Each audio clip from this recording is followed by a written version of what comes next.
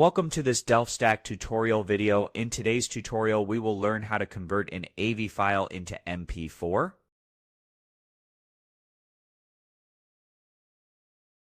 Using VLC Media Player, first open VLC Media Player and go to Media on the top left and go to Convert Save.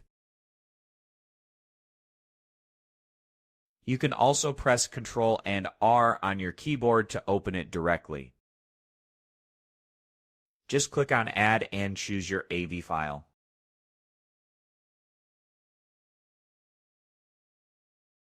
Now just click on Convert Save, and in the drop-down from the profile, make sure MP4 is selected.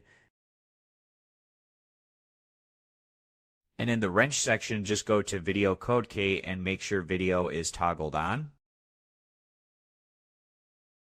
And click on Save. And in the destination file, just click on Browse and select your destination file and just give it a name. After renaming, just click on Save and click on Start.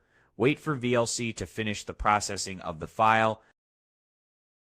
And once completed, the video will be saved in the MP4 format at the selected location, and that's it.